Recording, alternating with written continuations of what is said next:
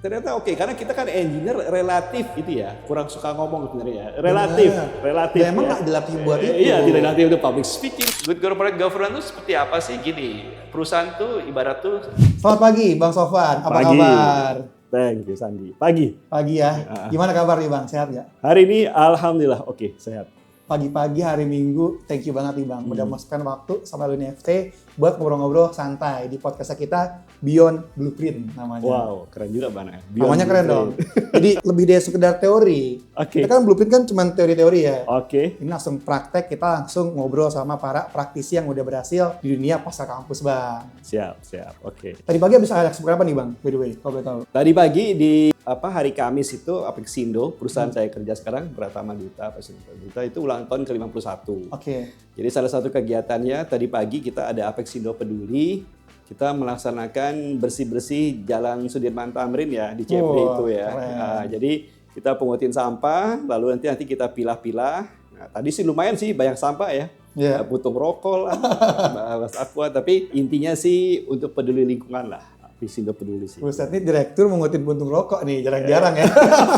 Ya dari bareng teman-teman Apexindo sih, bentar. Ya, oke, ngomongin Apexindo nih Bang. Kita juga pengen sedikit kenalan di awal supaya teman-teman juga tahu nih, audiens di rumah, siapa sih senior yang sedang kita ajak ngobrol sekarang gitu. Boleh gak Bang kenalan dari jurusannya apa, pas kuliah, angkatan berapa, terus juga sedikit tentang pekerjaan sekarang, role dan perusahaannya apa? Oke, jadi angkatannya udah cukup tua ya, 1988. Saya belum lahir.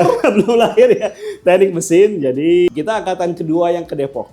Jadi yang angkatan pertama ke Depok tuh angkatan 87. Jadi dari Salemba semua pindah tuh di 87, kita angkatan kedua di Depok. Waktu itu Jalan Margona masih sepi banget. Sepi banget Oke ya. Kukusan masih hutan tuh. Kosan udah ada, jadi ikut berikan kos-kosan di situ, belanja sebagai makan di situ. Terus dulu bisa nyebrang pagar lah, apalah, gampang lah ke Kukusan. Sekarang kan lebih ketat ya. Betul. Jadi 88 di teknik mesin UI, terus lulus di 92. 4 tahun Bang? 4 tahun, 175 SKS dulu. Gila. 88, 4 tahun itu pencapaian. Iya sih dulu lumayan sih, alhamdulillah dulu ya. Terus di tahun 92 saya kerja sama perusahaan, langsung kerja. Waktu itu sebenarnya buat sharing juga, diterima tuh di 3 tuh. 3 perusahaan? 3 perusahaan, lucu-lucu, macam-macam. Ada bank, ada otomotif, Mitsubishi. Satu lagi di perusahaan Perancis, Sulzer. Okay. Kenapa waktu itu ngambil perusahaan nggak gitu gede waktu itu dibandingin Mitsubishi sama bank? Itu karena terus pikirnya yang simple sih. Pertama dia ada disekolahin short course gitu di Perancis. Gue mau Perancis gitu kan. Sekalian jalan-jalan. Belum pernah ke Perancis waktu itu.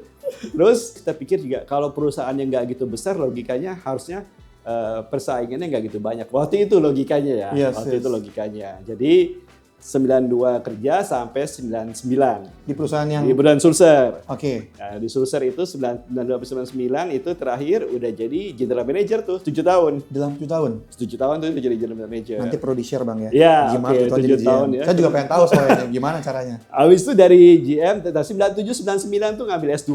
Jadi waktu itu lagi kerusuhan 98 kan? Benar. Iya, kita ngambil S2 di ekonomi, di MM, Magister Manajemen UI. Okay. Nah, bagian ekonominya saya ngambil marketing.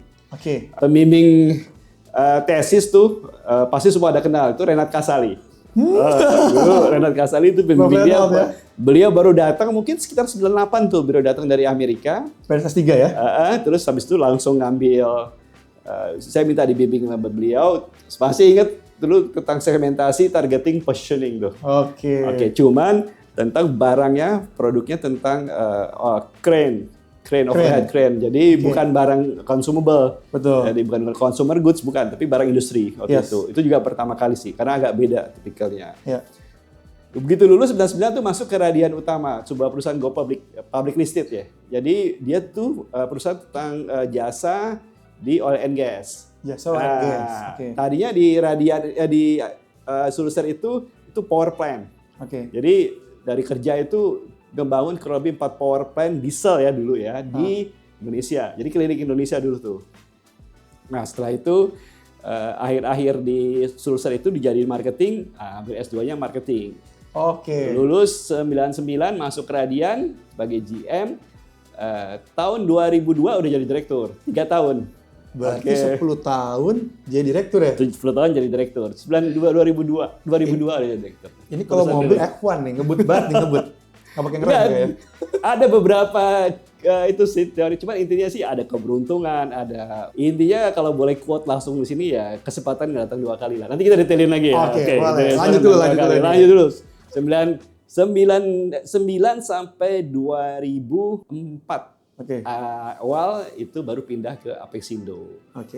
Kenapa pindah ke Apexindo? Intinya Apexindo itu kan perusahaan drilling ya. Drilling didirikan oleh Arifin Panigoro. Apexindo itu singkatan Arifin Panigoro Eksplorasi Indonesia. Oke, menarik. Menarik tuh. Jadi dengan pakai nama dia, nama perusahaan kan Apexindo, Pratama Duta. Itu perusahaan go public listed juga. Intinya disuruh untuk mendevelop bisnis-bisnis lain lah selain drilling. Berat sih karena perusahaan udah 50 tahun, dia udah punya culture sendiri kan. Betul. Ya kan, seperti apa. Jadi ya harus kita, ya namanya juga tantangan challenging. Nah, di Apexindo ya itu sampai sekarang jadi udah sekitar 1,5 tahun.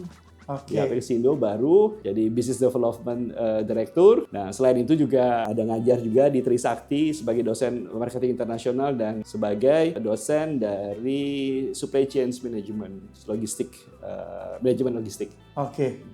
Sambil pada saat kerja di Radian itu, pada saat COVID saya ngambil S3 dari tahun 2020 sampai 2023. 3 tahun.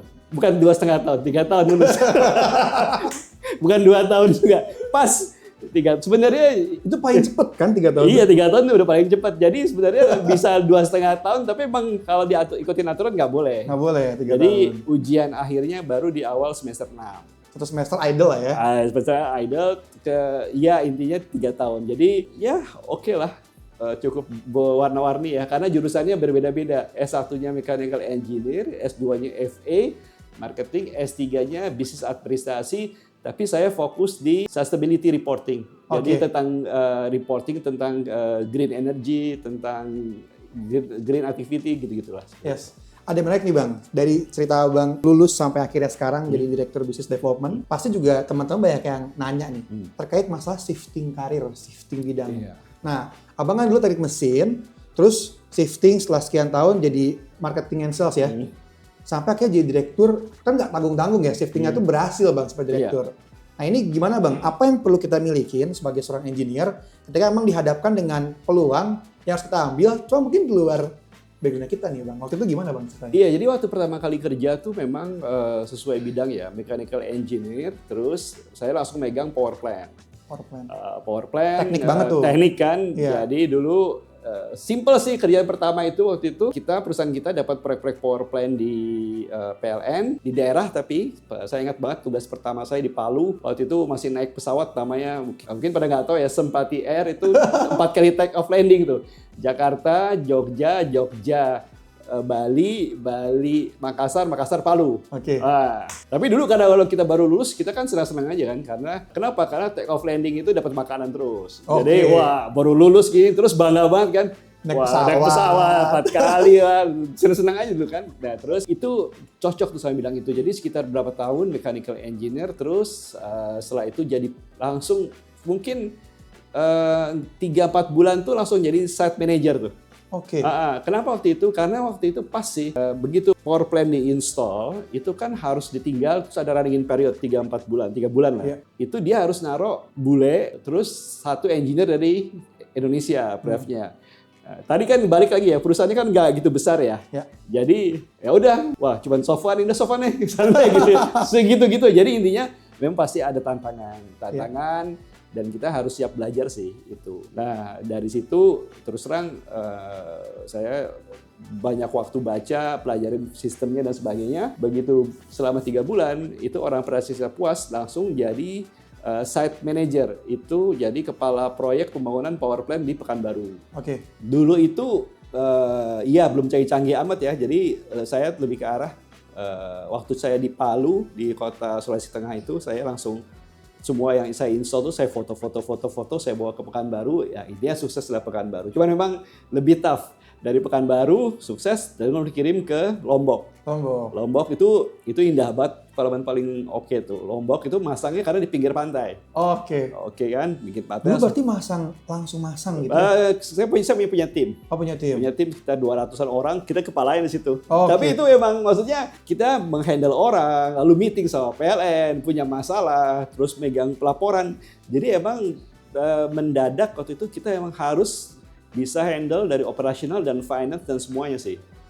Jadi memang nggak sengaja dibentuk oleh keadaan ya. Terus karena perusahaannya tadi nggak gede tadi kan. Dia harus ngertiin tuh. Iya, jadi dari awal sampai akhir kita pegang semua. Terus pada saat selesai masang dari itu perusahaan butuh seseorang untuk mulai memarketingkan. Nah, marketing itu dunia yang baru tuh waktu itu. Bener jadi tuh, menghadapin orang, pernah keringet dingin. Tapi lama-lama ternyata oke, karena kita kan engineer relatif itu ya, kurang suka ngomong sebenarnya ya. Relatif. Dan emang nggak dilatih buat itu. Iya, tidak dilatih untuk public speaking lah. Di kampus juga nggak ada di kampus tuh. Nah, makanya setelah itu pikir, oh ya oke juga ya akhirnya. Makanya kenapa saya ngambil S2-nya marketing. Karena kan disuruh marketing itu ngadapin PLN, ngadapin ini.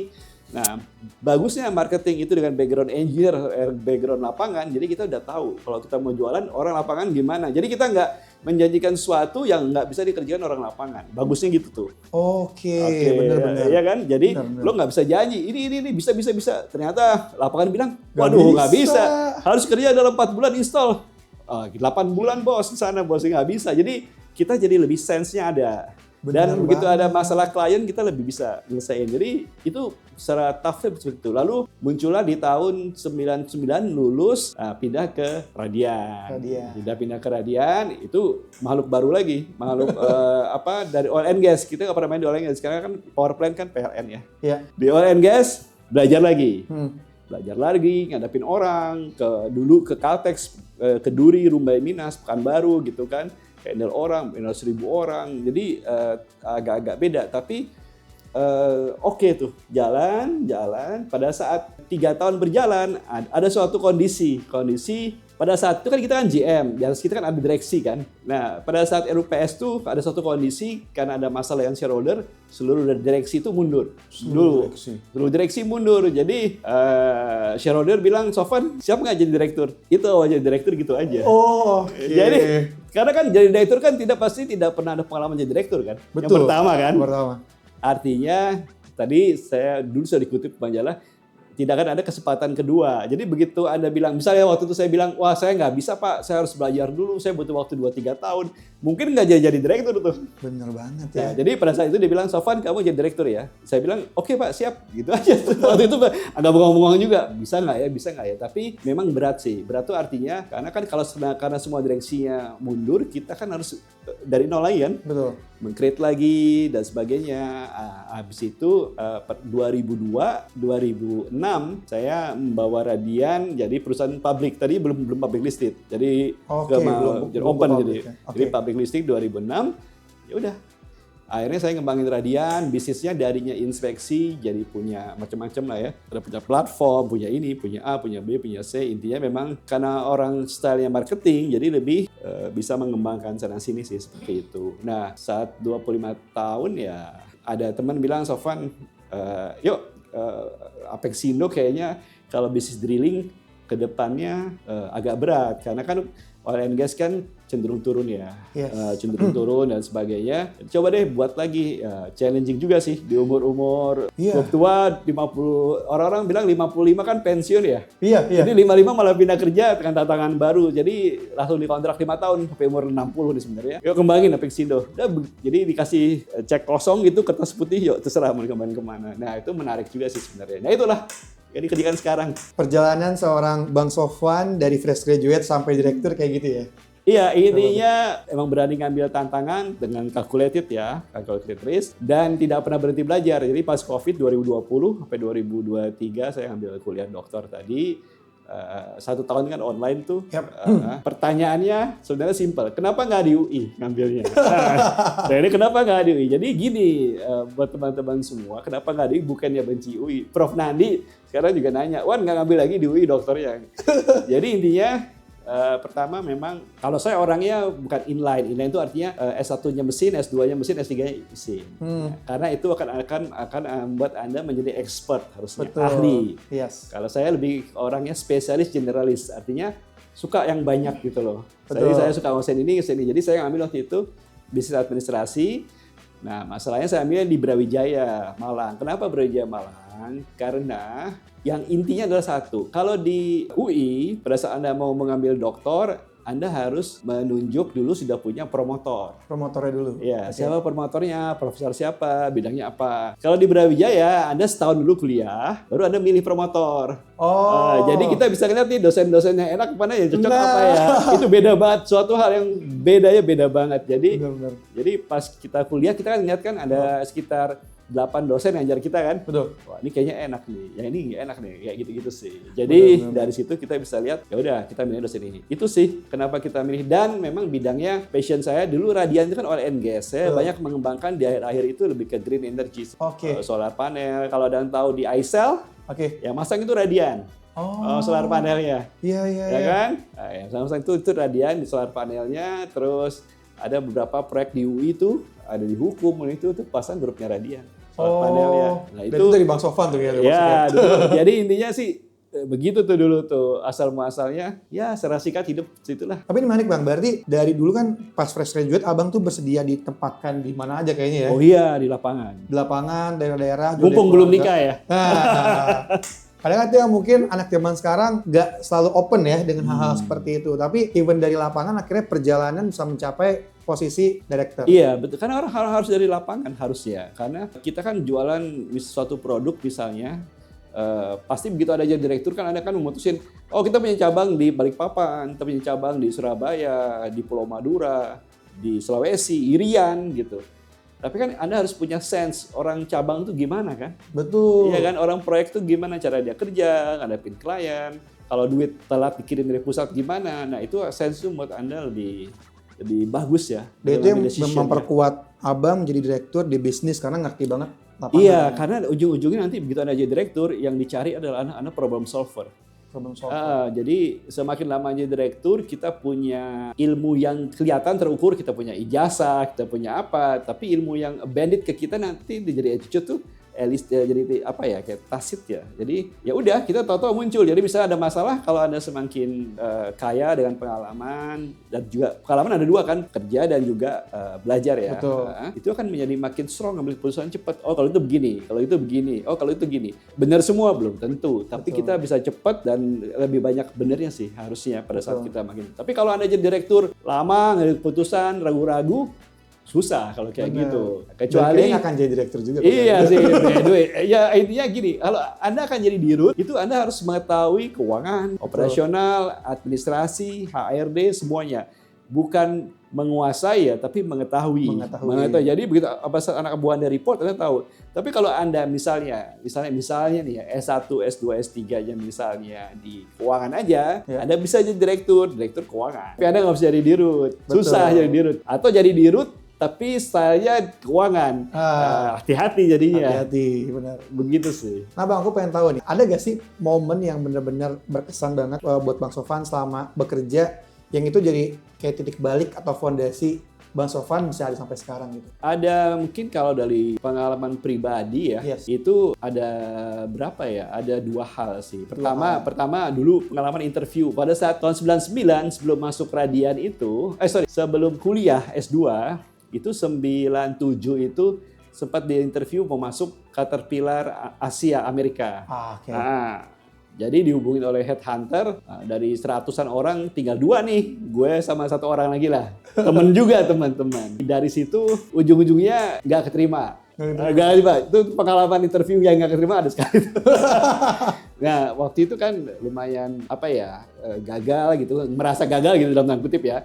Tapi waktu itu saya langsung putuskan, ya udahlah, gara-gara nggak jadi ke sana, saya bisa kerja sambil kuliah. Maksudnya saya masuk S2.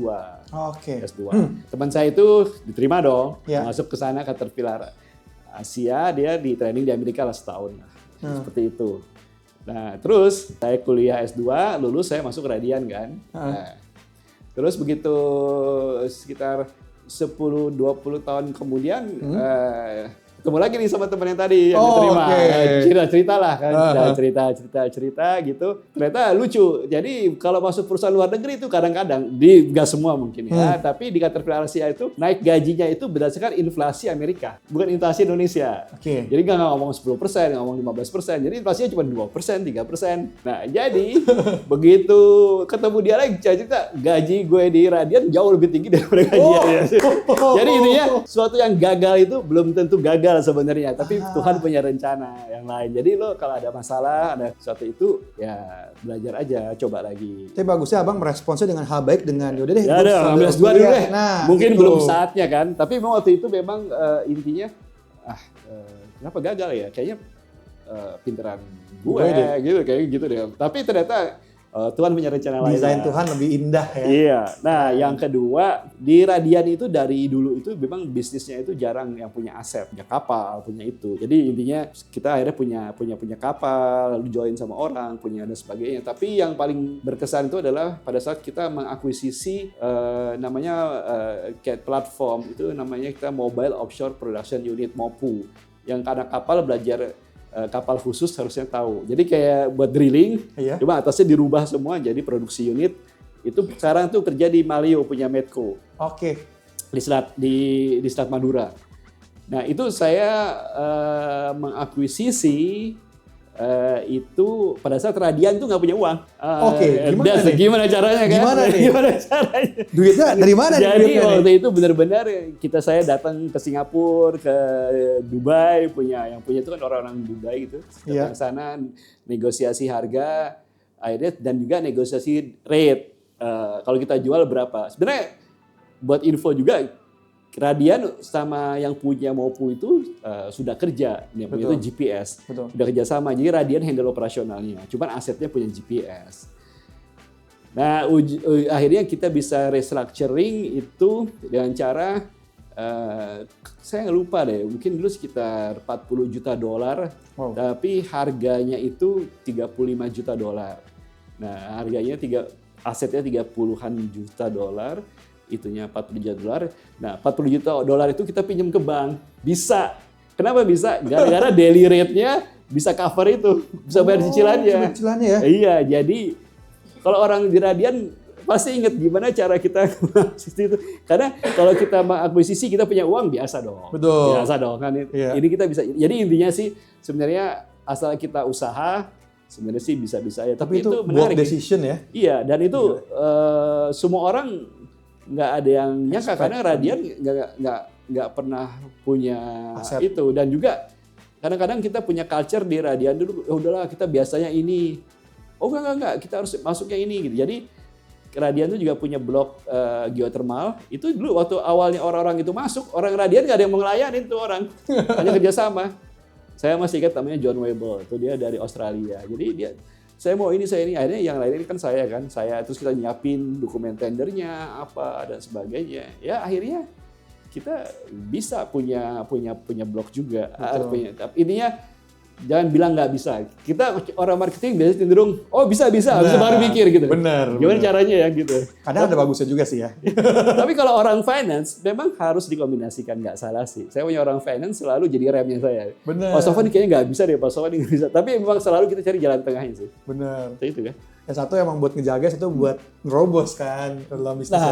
Makanya Anda kan kalau menjadi direktur dan dirut itu kan Anda harus jadi leader. Betul. Lead kan di ujung kan. Jadi Anda nggak bisa jadi follower kalau jadi lead. Anda harus membawa perusahaan itu kemana gitu. Nah itu nggak gampang. Apalagi perusahaan yang udah tua punya culture. Betul. Susah. Nah nyambung nih Bang. Memang bener banget direktur itu kan identik dengan leadership ya. Dan dia ini sebuah skills yang aku sangat rasa penting banget buat kita semua. Hard skill bisa ganti-ganti. Cuman kalau leadership, soft skill kayaknya itu kan melekat ya. Melekat buat mana aja. Kalau Bang Sofwan sendiri dalam akhirnya ngelit perusahaannya, ngelit timnya, value leadership apa sih Bang yang akhirnya Abang pegang banget nih sampai sekarang? 3 lah yang kebayang Bang. Apa ya? Jadi yang pasti sih gini, kalau teman-teman semua memang kalau lihat dari awal memang organisasi di kampus penting. Ya.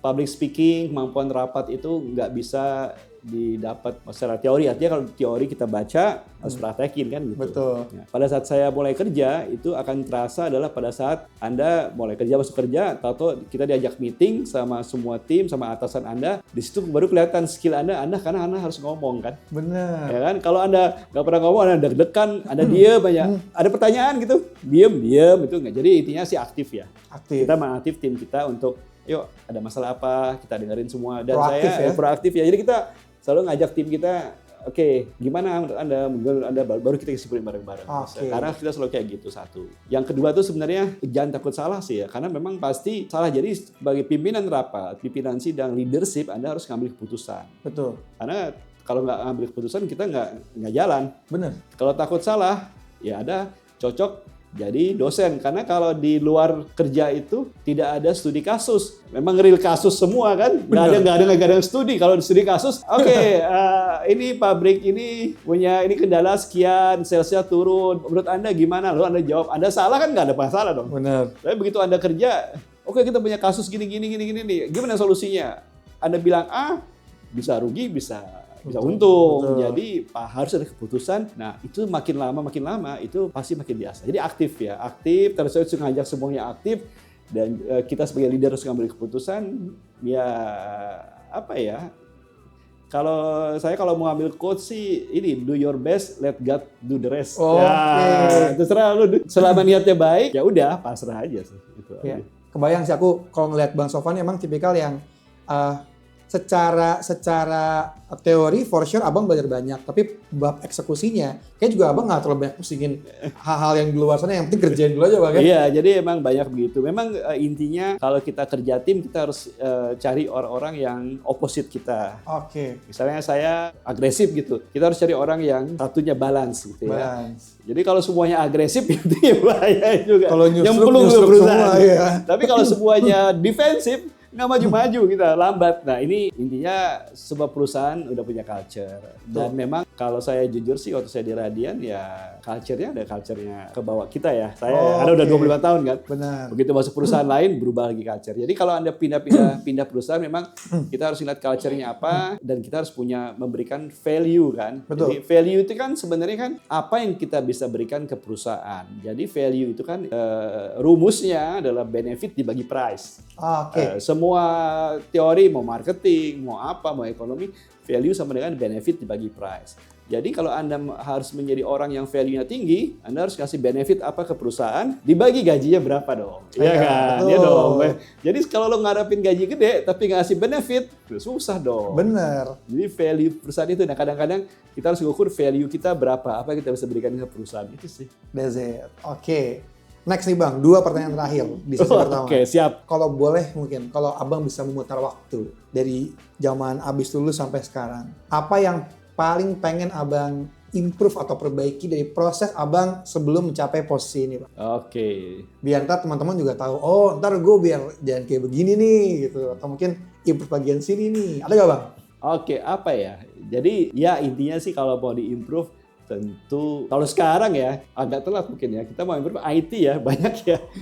Ya, skill-skill IT tentang apa, tentang coding lah. Tapi intinya nggak gitu juga sih. Jadi intinya kadang-kadang finance harus Anda pelajari juga. Oke. Finance ya, karena tanpa Anda ngerti finance, Anda nggak akan ngerti ini. Karena ekonomi itu kan, finance atau ekonomi itu kan sebenarnya oikos and nomos kalau nggak salah. Jadi sebenarnya ilmu tentang mengatur rumah tangga. Jadi sebenarnya ilmu mengatur rumah tangga itu ya gimana uang masuk, uang keluar, Anda harus bisa itu. Jadi saya kira itu harus Anda kuasain. Banyak sekarang khusus misalnya tentang ilmu keuangan untuk yang bukan sarjana keuangan kayak gitu lah. Banyak belajar. Ya, belajar lah itu kayak gitu-gitu. Itu bagus karena memang buat Anda cepat. Saya belajarnya agak telat, jadi sekarang sih baru saya ulang-ulang lagi, belajar lagi. Tapi dia menarik sih, karena kita bisa menganalisa, Anda harus kuasai 2 ya, ekonomi makro dan mikro kan. Makro Anda bisa ngelihat tentang dunia gimana, ada inflasi, ada apa, lalu mikro keuangan. Mungkin itu ya, kalau dari si teknis, teman-teman ya kembali, Anda mau jadi apa sih? Betul. Anda mau jadi belajar teknik, misalnya Anda mechanical engineer atau kapal, Anda harus belajar, tapi percaya deh, nanti pada saat Anda kerja, itu masalah leadership, masalah manajemen orang, span of control, masalah itu pasti akan ditanya kalau Anda mau naik pangkat. Benar. Ya kan? Anda maunya di sini aja menganalisa tentang fatigue material, manajemen analisis, nggak mau pindah-pindah. Ya udah, karirnya Anda akan di situ aja. Anda akan menjadi tenaga ahli di situ, spesialis, tapi Anda nggak bisa mimpin orang. Benar. Susah. Jadi kita harus belajar agak fleksibel, kita lihat keadaan, dan sesuatu yang pasti kan perubahan. Jadi kita nggak tahu nih ke depan seperti apa aja. Quote Pak Renat ya, pasti ada perubahan. Oke. Pasti ada perubahan ya, stay relevan ya. Betul. Jadi kalau aku rangkum tadi, belajar finance, biar ngerti ekonomi mikro makro. Kedua juga nanti leadership tadi. Leadership itu penting, dan Anda harus belajar ngomong. Karena gini, kelihatan banget orang yang menguasai masalah itu akan memberikan pelajaran, keterangan itu lebih simpel sebenarnya. Kalau orang yang nggak ngerti tentang suatu masalah, itu dia akan menjelaskan secara belibet sih biasanya begitu. Malah melerumit kita dengan tahu. Jadi percaya nggak, saya begitu saya kuliah S3, saya kan belajar tentang tata kelola perusahaan. Jadi tentang good corporate governance. Nah, di Radian tuh dari dulu ada good corporate governance. Cuman yang menjelaskan ke kita tuh kan pasti, kalau teman-teman tahu kan pasti rumit tuh bahasanya. Good corporate governance adalah bla bla bla bla, intinya harus begini.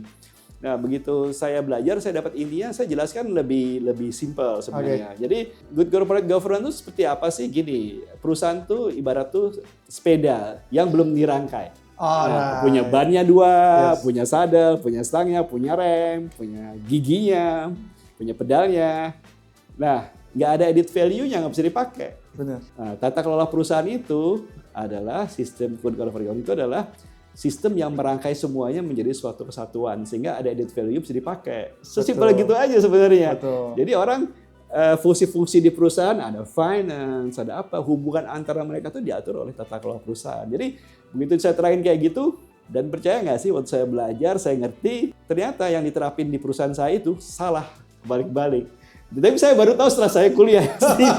jadi saya bilang, begitu baru saya langsung rubah kan, saya rubah semuanya, baru ngerti. Tapi intinya, ya kadang-kadang, kalau orang itu kita perlu orang yang bisa menjelaskan secara simple ya. Betul. Jadi enak orang, ngertinya gini. Gitu. I see. Terakhir pertanyaannya, bukan pertanyaan sih ini, lebih ke pesan buat para generasi muda tentunya, supaya mereka bisa punya karir yang bagus, bisa jadi direktur, amin gitu ya. Amin. Nah itu gimana tuh Bang, mungkin pesan terakhirnya? Ya, yang pertama-tama gini, kita memang harus, kecuali yang punya perusahaan sendiri ya, oke lah gitu ya.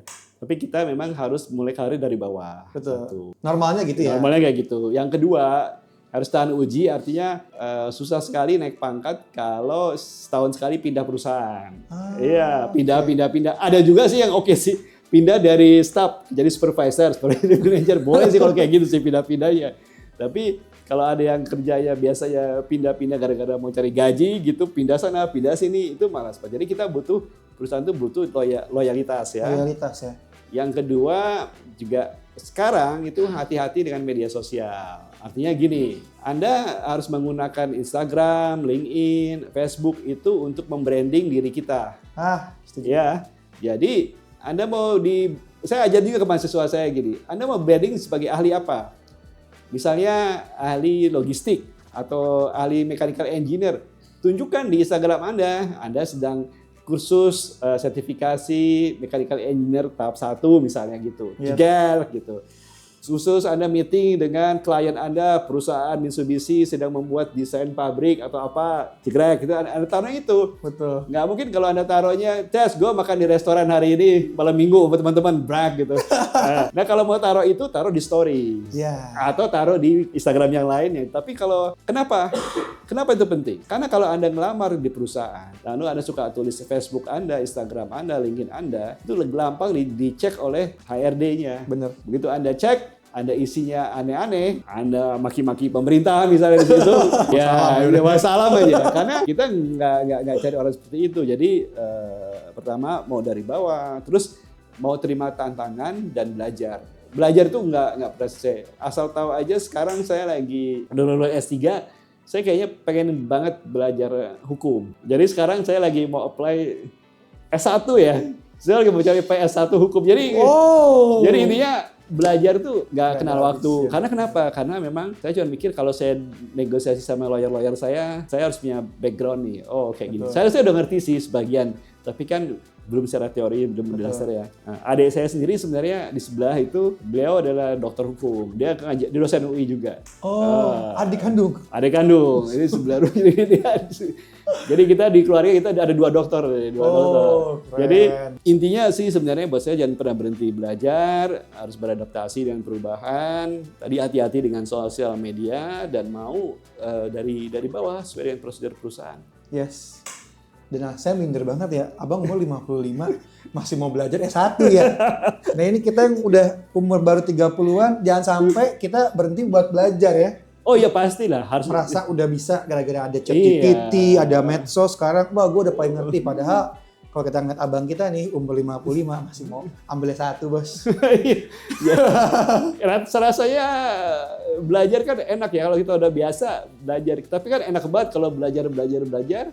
Tahu dapat gelar, kan enak gitu kan? Iya sih benar banget. Dan mungkin networking kali ya, ada juga kali ya. Oh iya networking ada. Saya aktif di asosiasi Ship Owner Association (INSA), pemilik kapal seluruh Indonesia. Saya jadi ketua internasional. Jadi sekarang ini INSA tuh jadi ketua di Asia dan di ASEAN. Yes. Itu jadi saya di situ jadi ketua internasional dan juga wakil ketua task force untuk dekarbonisasi green shipping. Nanti Senin besok saya diundang jadi pembicara di Shangri-La. Itu tentang ada menteri dari Belanda, energi dari Belanda datang dengan 20 pengusaha Belanda. Nah, kita akan diskusi itu. Nah, Anda nggak akan berani jadi pembicara kalau Anda nggak punya ilmu, nggak punya public speaking. Tapi Anda punya semua. Anda nggak akan diajak jadi pembicara kalau Anda nggak aktif di asosiasi juga. Nah, jadi semuanya saling berhubungan. Intinya jangan puas dengan yang ada, ya coba. Dan saya juga di Kadin juga ada di Kadin. Tapi di Kadin ikut juga, cuman intinya sih yang paling aktif di INSA itu, ya? Di perkapalan. Oke. Walaupun saya bukan insinyur kapal ya, untuk S1 ya. Iya. Oke. S1 teknik mesinnya dulu TI ya? TI ya. Nah, jadi saya bukan insinyur kapal, cuman begitu kerja, ya udah apa aja rasanya. Selama ada kesempatan, belajar aja. Oke Bang, thank you atas sesi pertamanya. Kita akan ke sesi kedua. Thank you Bang. Thank you ya. Tadi ada juga yang lupa kita capture di podcast. Abang ini berarti cuma butuh waktu 10 tahun buat jadi direktur ya? Iya.